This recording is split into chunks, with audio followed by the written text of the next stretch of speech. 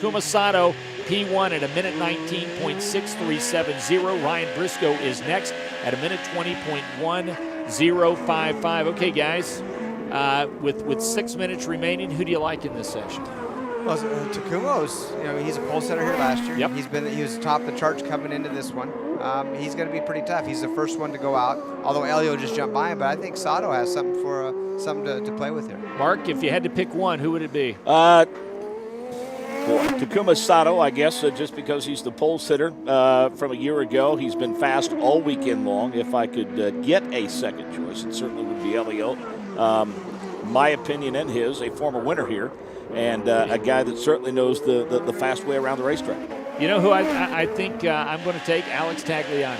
Tag has been quick. I haven't popular. Yeah, I haven't really gotten a good feel for how quick that car is going to be in this condition because he hasn't posted a flyer yet. But Tag has been quick in just about every session. Dario Franchitti, Nick Yeoman has just posted his first flyer at a minute 21.0073. I was going to say, guys, you do realize who has won the last 3 pole positions in IZOD IndyCar Series competition. He hasn't raced very well, but Dario Franchitti in the Firestone Fast 6. He's been tough the last 3 weeks, last 3 races when it comes to qualifying. That would be my pick. Yeah, first time in his career he pulled it off as he won the pole at Toronto 3 in a row. And Davey, what do you think? Dario 4 in a row? That would be a pretty impressive feat. Well, don't count Dario out on anything, right? I mean, obviously he hasn't been on top of the charts this weekend, but he wasn't on top of the charts when he set these poles the last 3 races either. So you can't count him out right now. He put his first lap down. He's P5.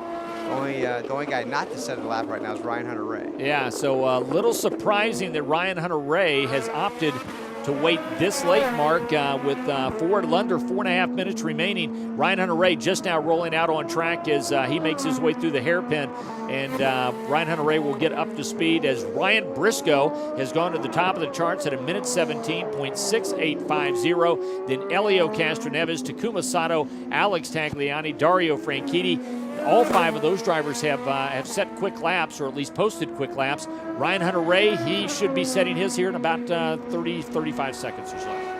So a bit of a surprise as we're under 4 minutes that Ryan opted to wait. And Mark, we heard what Elio Castroneves said a little bit earlier about every lap that the Reds are out and they lay down a little bit more of that rubber, the track gets just incrementally that much better. Yeah, and that's the theory you would think behind Ryan Hunter-Reay, waiting for the other cars to go out and put down laps. He goes down the straightaway, and Alex Tagliani, Mike King's pick, is now at a minute 17.6139. Briscoe's second, Elio is third, then Dario, then Takuma Sato, and we've yet to see a time posted for Ryan Hunter-Reay. And incredible to notice just, and we've talked about this, how much quicker the DW12, the new engine platform, and these Firestone tires, this combination, Davey, really is here this weekend. In the 3rd practice session today, all 25 cars on track were faster than the existing track record. Pretty amazing. These cars' engine combinations are definitely faster. You really notice it on these street road courses, and I think the bumpier the course, the better these cars work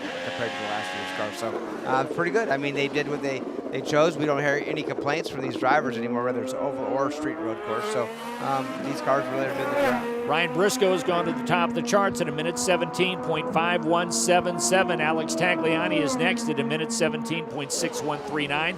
Ryan Hunter-Reay, Mark, on that first lap, he made it count, 17.8212, and you know he's still got something left in that car. Getting into the range, depending where they are on the racetrack, maybe 1, perhaps 2, depending on how quickly they can get across the start-finish line. Again, timing and scoring loop is in 13. That's where the make-or-break line is for them. Elio Castroneves, moments ago, was setting atop the speed chart. All of a sudden, he has slipped to 6th. So it's Briscoe tags.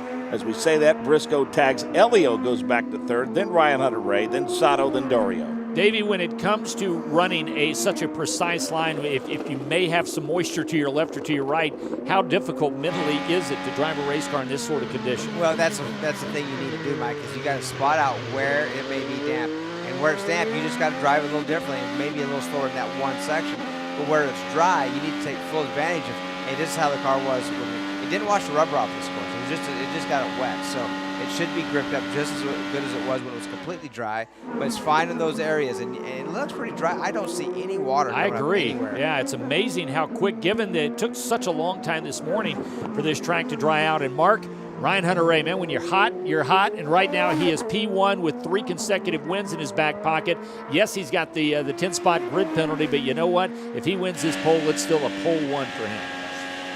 Certainly, Davey, he and his engineering crew on the same page of late, because that's a pretty impressive thing to do this late in the session, especially with the change in conditions that we've seen now during this particular qualifying session as compared to the practice sessions that we run throughout the course of this weekend. Yeah, and one thing I think they did is they gambled on the normal strategy. Wait as late as you can to go out and keep your tires as good as late as possible.